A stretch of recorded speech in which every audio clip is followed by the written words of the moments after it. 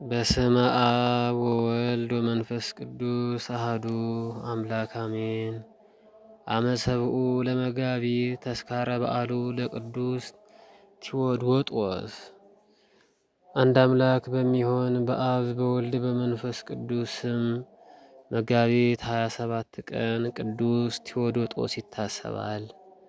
በሦስተኛው መቶ ክፍለ ዘመን ጊዜው ለክርስቲያኖች ሁሉ ፍጹም የመከራ ከመሆኑ የተነሳ ዘመነ ሰማዕታት ሲባል በወቅቱ ከ47 ሚሊዮን በላይ ክርስቲያኖች ተጨፍጭፈዋል። የዘመኑ ክርስቲያኖችም ለመሞት የሚያደርጉትን እሽቅድድም እያዩ አሕዛብ ክርስቲያኖችን ወፈፊዎች እያሉ ይጠሯቸው ነበር። ዓለም እንዲህ ናትና እብዶቹ ጤነኞችን እብድ ማለታቸው እኮ ዛሬም አለ። ለነገሩ ገድልና ጽድቅ ከሚል መመሪያ ገደልና ጽድቅ ከሚል መመሪያ በላይ ጤና ማጣት አይኖርም። ታዲያ በወቅቱ አንድ ቴዎዶጦስ የሚሉት ወጣት በምድረ ግብፅ ይኖር ነበር። ወጣቱ እጅግ ብርቱ ክርስቲያን ነበርና እንደ ዘመኑ ልማድ ተከሶ በነፍሰ ገዳዮች ፊት ቀረበ። ክሱ ደግሞ አንድ ብቻ ነበር። እሱም ክርስቶስን አምልከሃል፣ ክርስቶስን አምላኬ ነው ብለሃል፣ ፈጣሪ ነው ብለሃል የሚል ነበር። ከሞተ ሥጋ ለማምለጥ ደግሞ መንገዱ ያው አንድ ብቻ ነው። ፈጣሪው ክርስቶስን ክዶ ለአሕዛብ አማልክት ለአጋንንት መገዛት። ቅዱስ ቴዎዶጦስ በገዳዮቹ ፊት ቆሞ ተናገረ፣ እንዲህም አለ። እኔ ክርስቲያን ክርስቶሳዊ የክርስቶስ ነኝ። ምንም ብታደርጉኝ ከክርስቶስ ፍቅር ልትለዩኝ አትችሉም አላቸው። የቅዱስ ጳውሎስ መልእክት ወደ ሮሜ ሰዎች ከምዕራፍ 8 ከቁጥር 35 ያለውን። እነሱ ግን ነገሩት፣ እውነት አልመሰላቸውማ። ሊያሰቃዩትም ጀመሩ። ገረፉት፣ አቃጠሉት፣ ደበደቡት፣ ሌላም ማሰቃዮች በእርሱ ላይ ተጠቀሙ። የሚገርመው ግን እሱ ሁሉን ሲታገስ ገዳዮቹ በመግረፋቸው ደከሙ። በመጨረሻ ግን ወደ ገዢው ዘንድ አቅርበው ብዙ አሰቃይተነዋል፣ ነገር ግን ሊሳካልን አልቻለም በሚል ሰይፍ ሞት ተፈረደበት። በአደባባይ ሊሰይፉት ሲወስዱ ግን ትንሽ አዘኑለት መሰል ጨርቅ አምጥተው ፊትህን ሸፍን አሉት። ያኔ ትንሽም ቢሆን ሰብአዊነት ሳይኖር አይቀርም። ቅዱስ ቴዎዶጦስ ግን ገዳዮችን በመገረም እየተመለከታቸው ተናገረ፣ እንዲህም አለ። እኛ ክርስቲያኖች ሞትን አንፈራም። ሞት ለእኛ ወደ ክርስቶስ መሸጋገሪያ ድልድያችን ነውና የምንፈራው ሳይሆን የምንናፍቀው ነው። ኢትፍርዎሙ አትፍሯቸው ይላልና።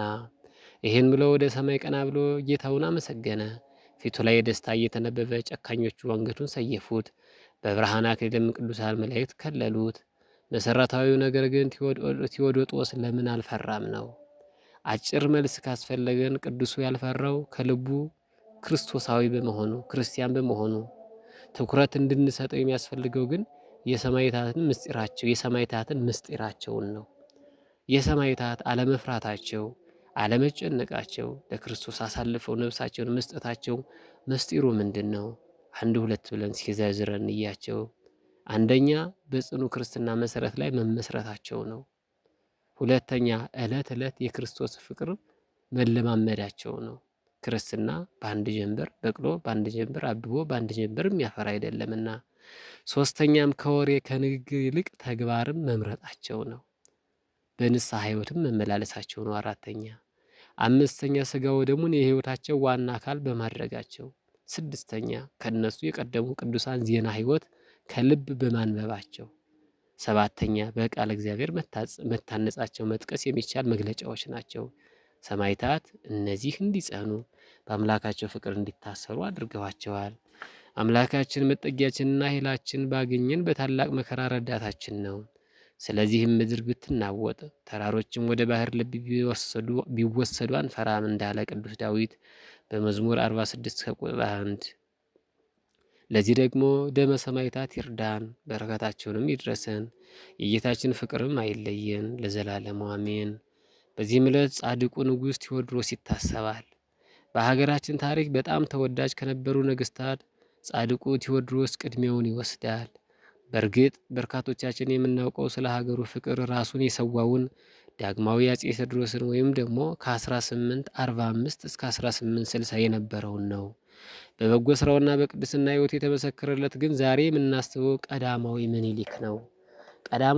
ቀዳማዊ ቴዎድሮስ ነው። ቀዳማዊ ቴዎድሮስ የደጉ አጼ ዳዊት ግማደ መስቀሉን ያመጡት ማለት ነው እና የተባረከች ሚስታቸው ጽዮን ሞገሳ ልጅና የጻድቁ አጼ ዘርዓ ያዕቆብ ታላቅ ወንድም ነው። በኢትዮጵያ ለ3 ዓመታት ማለትም ከ1396 እስከ 1399 ብቻ ነግሶ እያለ እንደ ንጉሥ ሳይሆን ከጠዋት እስከ ማታ ድሃ እንዳይበደል ፍርድ እንዳይጓደል ይታትር ነበር። ጾምና ጸሎትም የሚያዘወትር ነበር። ወገቡን ታጥቆ ነዳያንን የሚያበላ ነበር። ለአብያተ ክርስቲያናትም የሚጨነቅ ደግ ሰው ነበር ቀዳማዊ ቴዎድሮስ። ስለዚህም በሕዝቡ እጅግ ተወዳጅ ነበር። በነገሰ በ3 ዓመቱ አርፎ በዝማሬና በለቅሶ ስጋውን ተሸክሞ ሊቀብሩት ሲወስዱም ወንዝ ሞልቶ አግኝተው ከመቃብሩ ላይ ተከፍሎላቸው ተሻግረዋል። ከመቃብሩ ላይም ጸበል ፈልቆለታል። ሀገረ እግዚአብሔር ኢትዮጵያ እንዲህ ያሉ ነገስታት ነበር የሚያስተዳድሯት። ዘለዓለም ሥላሴ ደግ መሪና ሰላማዊ ዘመንን ያድለን። መጋቢት 7 ቀን የሚከበሩ ዓመታዊ የቅዱሳን በዓላት ጻድቁ ንጉሥ ቴዎድሮስ ኢትዮጵያዊ፣ ቅዱስ ቴዎዶጦስ ሰማዕት፣ ቅዱስ ፊልሞና ሰማዕት፣ ቅዱስ አብላሪዮስ ሰማዕት። ነፍስ ሁሉ በበላይ ላሉት ባለስልጣን ይገዛ፣ ከእግዚአብሔር ካልተገኘ በቀር ስልጣን የለምና። ያሉትም ባለስልጣኖች በእግዚአብሔር የተሾሙ ናቸው። ስለዚህ ባለስልጣንን የሚቃወም የእግዚአብሔርን ስርዓት ይቃወማል። ለሁሉም እንደሚገባ አስረክቡ። ግብር ለሚገባው ግብርን፣ ቀረጥ ለሚገባው ቀረጥን፣ መፍራትን ለሚገባው መፍራትን፣ ክብር ለሚገባው ደግሞ ክብርን ስጡ። የቅዱስ ጳውሎስ መልእክት ወደ ሮሜ ሰዎች ከምዕራፍ 13 ከቁጥር 1 እስከ 8። ቴዎዶጦስ ሰማዕት ዘኢፈርሆ ለሞት እንዘ ይመትሩ ሥጋሁ በሞሰርት ወበመጥባይት። ቴዎድሮስ ንጉሠ ኢትዮጵያ ወልደ ዳግማዊ ዳዊት ዘፈጸመ ሩጸቶ በአብዝሖ ጸሎት ወምጽዋት። ፊልሞን ወአብላኒዮስ ፍሩያን አርዲት። ቴዎድሮስ ጻድቅ ዘተሰመየ እጓለ አንበሳ ወዘተጋደለ ፈድፋደ ለቤተ ክርስቲያን ከኒሳ። ቴዎዶጦስ ኃያል ለጥበብ ዘይሐሰሳ። ፊልሞን ወአብላኒዮስ ለግብርክሙ እንስሳ አናሲዩ ሊተ ክቡደ አንበሳ። ለዕለቱ ከተነሱት ቅዱሳን ረድኤት በረከት ይክፈለን።